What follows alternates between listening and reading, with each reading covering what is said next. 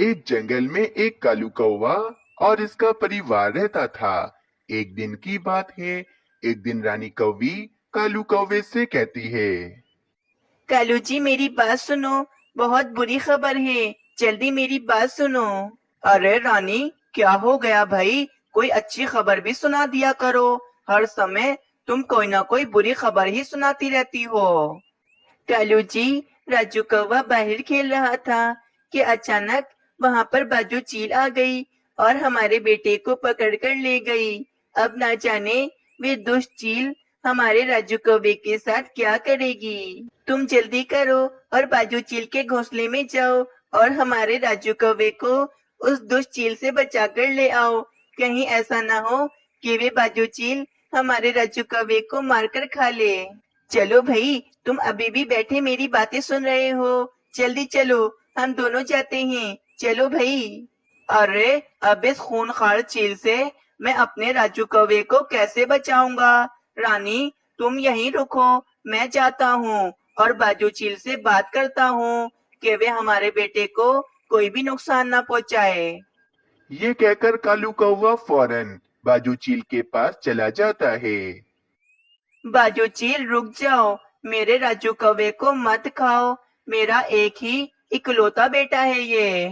कालू कौवे, मेरा नाम बाजू चील है और मैं अपना शिकार ऐसे ही नहीं छोड़ देती हूँ। तुम यहाँ से चले जाओ, वरना तुम्हारे राजू कौवे के साथ तुम्हें भी मार कर खा जाऊंगी।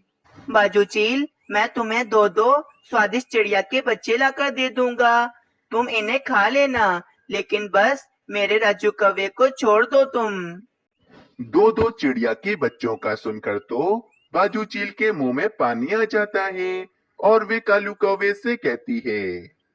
ठीक है कौवे, तुम जल्दी जाओ और जाके दो चिड़िया के बच्चों को लेकर आओ, तभी मैं तुम्हारे राजू कौवे को आजाद करूंगी। फिर कालू कौवा फौरन चिड़िया के दो बच्चों को ढूंढने के लिए निकल जाता है। मैंने बाजू चील को बोल तो दिया कि दो दो चिड़िया के बच्चे लाकर दूंगा, परंतु वो दो दो चिड़िया के बच्चे मैं कहाँ से लाकर दूंगा? तभी कालू कौवे की नजर सामने ही मीनू चिड़िया के दो छोटे छोटे मासूम बच्चों पर पड़ती है। अरे वाह भाई, ये तो मीनू चिड़िया के बच्चे हैं और ये अभी बहुत छोटे हैं। ना तो ये उड़ सकते हैं और ना ही ये ज्यादा आवाजें कर सकते हैं। और सबसे अच्छी बात तो ये है कि इस समय मीनू चिड़िया भी अपने घोंसले में नहीं है। किसी को भी पता नहीं चलेगा। मैं जल्दी से जाता हूँ और इन दोनों बच्चों को चील बहन के पास ले जाता हूँ। फिर कालू कौवा फौरन मीनू चिड़िया के घोंसले में आता है और मानो चिड़े और सोनू चिड़िया को अपनी पीठ पर बिठाकर चील के पास ले जाता है। ये सब कुछ एक दूसरे पेड़ पर बैठा तोता भी देख रहा होता है और वे कहता है। ये कालू कौवा मीनू चिड़िया के दोनों बच्चों को अपने साथ कहाँ ले गया? मीनू चिड़िया तो अभी थोड़ी देर पहले ही भोजन ढूंढने के लिए गई है। जरूर कोई तो बात है। मैं फौरन मीनू चिड़िया के पास जाता हूँ और मीनू चिड़िया को ये बात बताता हूँ। ये कहकर तोता फौरन मीनू चिड़िया के पास चला जाता है। मीनू चिड़िया, मेरी बात सुनो। मानो चिड़े और सोनू चिड़िया को कालू कौवा अपनी पीठ पर बिठाकर कहीं ले गया है। जरूर कालू कौवा तुम्हारे दोनों बच्चों को लेकर चील के पास गया होगा। हाय रे, मैंने इस कालू कौवे का क्या बिगाड़ा है जो ये हर समय मेरे ही पीछे पड़ा रहता है? अब मैं क्या करूं? अगर वे कालू कौवा मेरे बच्चों को चील के पास लेकर गया है, तो वे चील तो मेरे बच्चों को नहीं छोड़ेगी। तोते, मैं जा रही हूँ। यकीनन कालू कौवा मेरे बच्चों को लेकर बाजू चील के पास ही गया होगा, क्योंकि वे बाजू चील ही हमारे जंगल के पीछे पड़ी रहती है। मीनू चिड़िया, अगर तुम अकेली जाओ तो वे चील तुम्हारे बच्चों के साथ तुम्हें भी मारकर खा जाएगी। तोते, मैं किसी बाजू चील से नहीं डरती हूँ और मुझे अभी अपने मासूम बच्चों की जान बचानी है। मैं जा रही हूँ। फिर मीनू चिड़िया इस बाजू चील के घोंसले की तरफ चली जाती है। कौवे, तुमने तो मेरा दिल ही खुश कर दिया है, ये नन्हे नन्हे चिड़िया के बच्चे लाकर। अब बस मैं इन चिड़िया के बच्चों को खाने ही वाली हूँ। बाजू चील, तुम जल्दी से इन नन्हे पक्षियों को खा लो और मुझे और मेरे राजू कौवे की जान छोड़ दो। बाजू चील इन दोनों नन्हे पक्षियों को खाने ही जा रही होती है कि वहाँ पर मीनू चिड़िया आ जाती है। बाजू चील, मैं तुमसे नहीं डरती हूँ, बल्कि मैं तुम्हें और कालू कौवे को सबक सिखाने के लिए आई हूँ। अरे, एक छोटी चिड़िया अब बाजू चील को सबक सिखाएगी।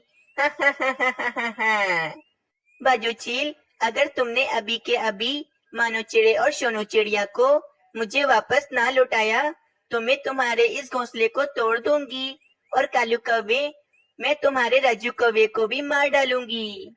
मीनू चिड़िया, तुम बस भी करो, तुम गुस्से में क्या कुछ बोल रही हो? तुम जानती हो ना कि अगर तुम बाजू चील के करीब भी आई तो बाजू चील तुम्हें भी मारकर खा जाएगी। ऐसा कभी नहीं होगा कालू कौवे। ये कहकर मीनू चिड़िया वहाँ से चली जाती है। थोड़ी देर के बाद मीनू चिड़िया एक जलती हुई लकड़ी लेकर बाजू चील के पास आती है और बाजू चील से कहती है, बाजू चील, तुम मेरे दोनों बच्चों को छोड़ दो, वरना मैं इस पेड़ में आग लगा दूंगी और तुम इस आग में जलकर मर जाओगी। मीनू चिड़िया, अगर तुम इस पेड़ में आग लगा दोगी तो तुम्हारे बच्चे और तुम भी जलकर मर जाओगी। मुझे कोई फर्क नहीं पड़ता कालू कौवे, वैसे भी अगर मैंने ऐसा ना किया तो बाजू चील तो मेरे दोनों बच्चों को खा ही जाएगी ना। इससे बेहतर तो यही है कि मैं इस पेड़ में आग लगा देती हूँ और मैं भी आग में जलकर मर जाती हूँ। बाजू चील, तुम इस मीनू चिड़िया की बातों पर यकीन मत करो, ये मीनू चिड़िया झूठ कह रही है, ये कभी भी इस पेड़ में आग नहीं लगाएगी। बस कालू कौवे का इतना कहना ही था। मीनू चिड़िया फौरन उस पेड़ में आग लगा देती है।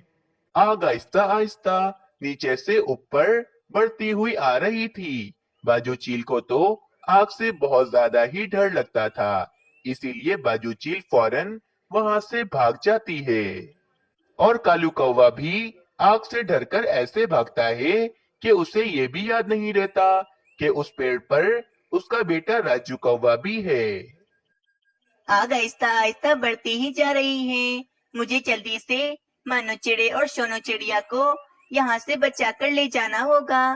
परंतु ये कालू कौवे का बेटा राजू कौवा कितना मासूम है। मैं इस मासूम बच्चे को यहाँ पर छोड़कर नहीं जा सकती हूँ। मुझे इन तीनों की जान बचाकर यहाँ से ले जाना होगा। परंतु मैं इन तीनों को एक साथ अपनी पीठ पर बिठाकर कैसे लेकर जाऊंगी? मीनू चिड़िया कुछ सोच रही होती है कि मीनू चिड़िया को सामने एक टोकरी पड़ी हुई दिखती है। मीनू चिड़िया फौरन उस टोकरी के पास जाती है। फिर मीनू चिड़िया उस टोकरी में तीनों बच्चों को बिठाकर वहां से ले जाती है।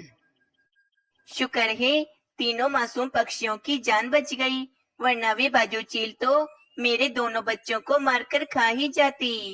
मीनू चिड़िया, अब तुम जब भी भोजन जमा करने के लिए जाना तो मुझे बता देना, मैं तुम्हारे बच्चों का अच्छे से ख्याल रखूंगा। इनको अकेले छोड़कर तुम अब से कभी भी मत जाना। तोते, तुम्हारा बहुत बहुत शुक्रिया। चलो भाई, मैं जल्दी से राजू कौवे को लेकर कालू कौवे के पास चली जाती हूँ। रानी कौवी तो बहुत ज्यादा रो रही होगी। मीनू चिड़िया, वैसे तुम्हें मानना पड़ेगा, कालू कौवा तुम्हारे दोनों बच्चों की बलि चढ़ा रहा था, फिर भी तुमने कालू कौवे के बेटे की जान बचाई।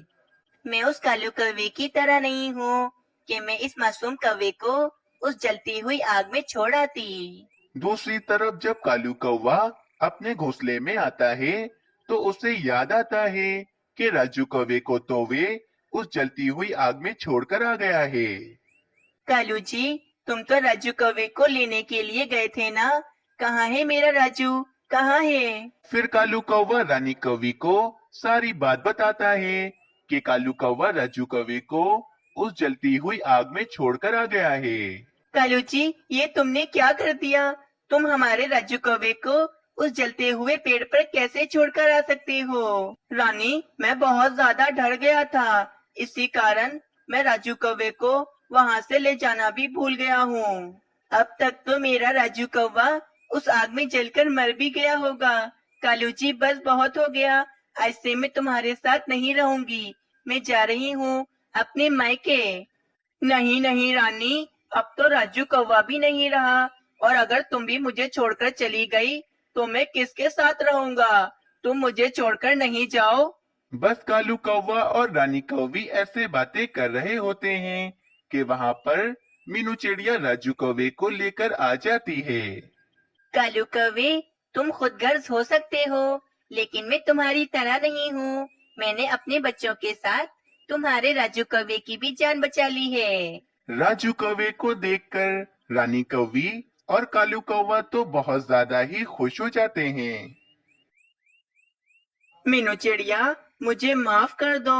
मैं अपने बच्चे को बचाने के चक्कर में तुम्हारे दोनों बच्चों की बलि चढ़ा रहा था। बस करो कालू कौवे, तुम हर बार कोई ना कोई गलती करके बाद में मुझसे माफी मांगते हो, लेकिन इस बार मैं तुम्हें माफ नहीं करूंगी, और आज के बाद ना ही तुमसे कभी बात करूंगी। ये कहकर मीनू चिड़िया वहां से चली जाती है। इस कहानी से हमें ये सीख मिलती है कि हमें कभी भी स्वार्थी नहीं होना चाहिए।